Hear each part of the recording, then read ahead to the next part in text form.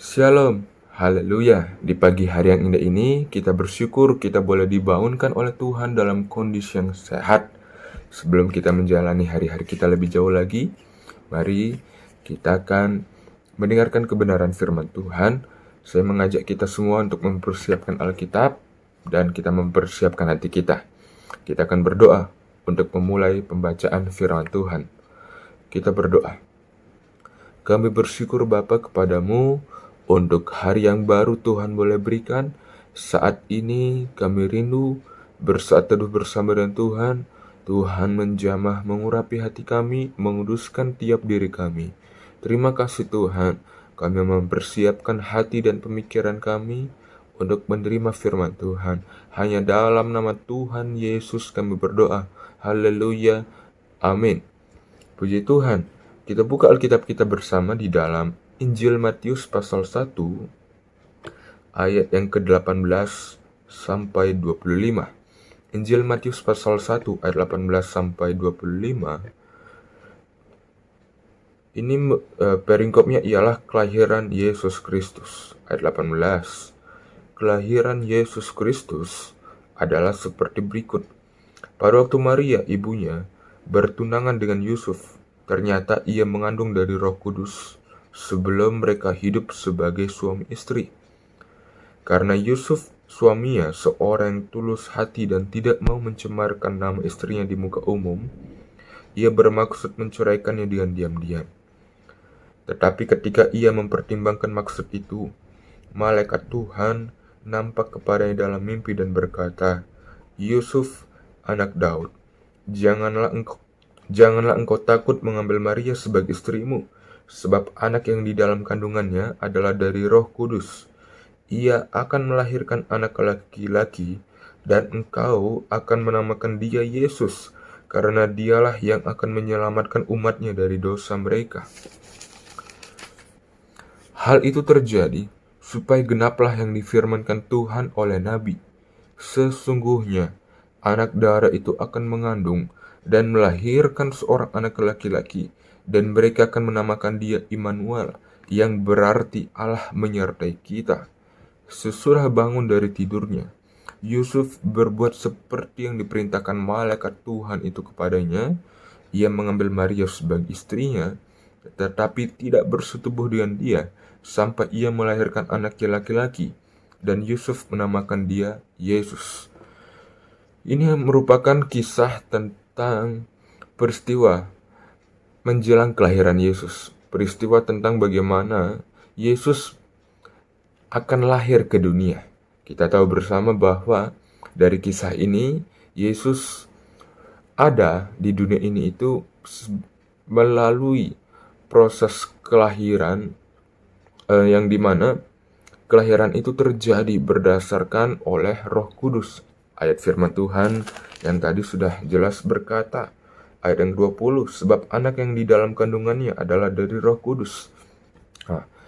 Tetapi meskipun Yesus lahir itu berdasarkan dari kehendak Tuhan, berdasarkan dari rencana Tuhan, tetapi secara manusiawi, Maria sebagai ibunya itu sulit untuk menerimanya. Dan bahkan Yusuf sebagai suami dari Maria itu sulit untuk menerima kehendak Tuhan. Ayat 19 jelas berkata, Yusuf ingin menceraikan istrinya. Yusuf ingin berpisah dari istrinya. Tetapi terlepas dari pemikiran-pemikiran yang seperti itu, yang sempat timbul secara manusiawi, tetapi puji Tuhan yang luar biasanya, dari sosok Yusuf, kita boleh belajar satu hal yang luar biasa. Dia tetap mau taat kepada kehendak Tuhan.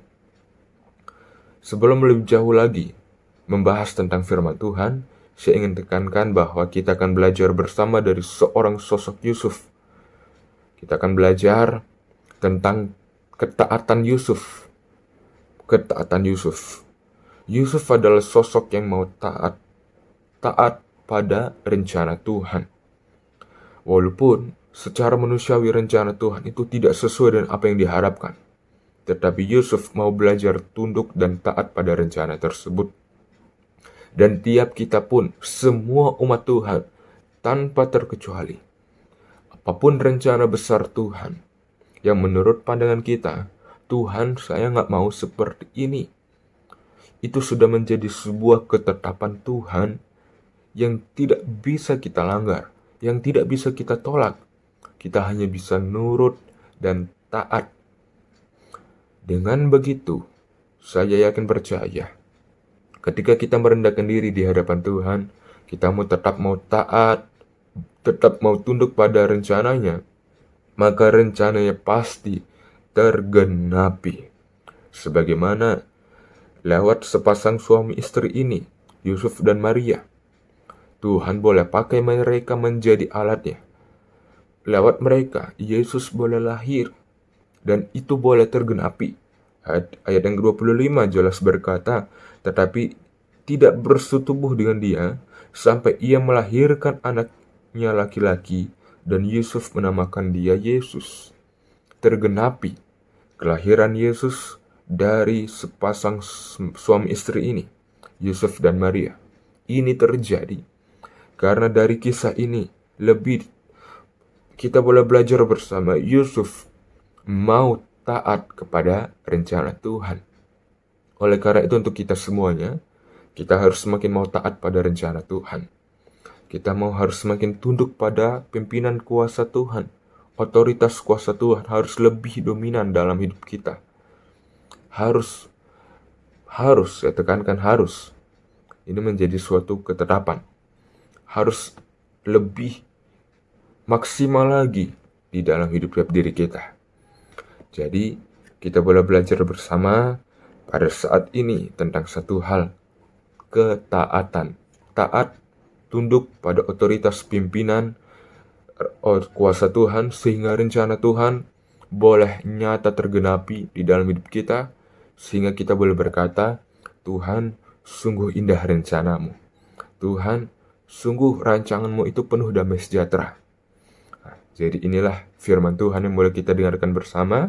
Mari semuanya kita boleh tutup Alkitab kita akhiri di dalam doa. Kita berdoa.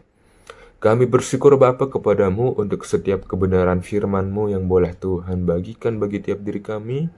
Kami boleh belajar tentang ketaatan, mau tunduk pada rencana-Mu. Biarlah Bapa, tiap diri kami umat Tuhan semakin mau tunduk pada pimpinan-Mu, semakin mau tunduk pada rencana-Mu. Terima kasih Tuhan, satu hari ini kami serahkan ke dalam tangan-Mu, hidup kami beserta hidup keluarga. Tuhan menuntun menyertai berkat penjagaan dan pemeliharaan-Mu nyata dalam hidup kami. Terima kasih Bapa. Terima kasih Yesus, Tuhan memberkati kami dengan limpahnya, dan cinta kasih karunia Tuhan selalu menyertai hidup kami. Kami akan melanjutkan aktivitas kami. Tuhan menuntun menyertai. Di dalam nama Tuhan Yesus kami berdoa. Haleluya. Amin. Puji Tuhan semuanya. Salam sehat untuk kita semua. Tetap semangat di dalam kita menjalani hari-hari bersama dengan Tuhan. Tuhan Yesus memberkati. Amin.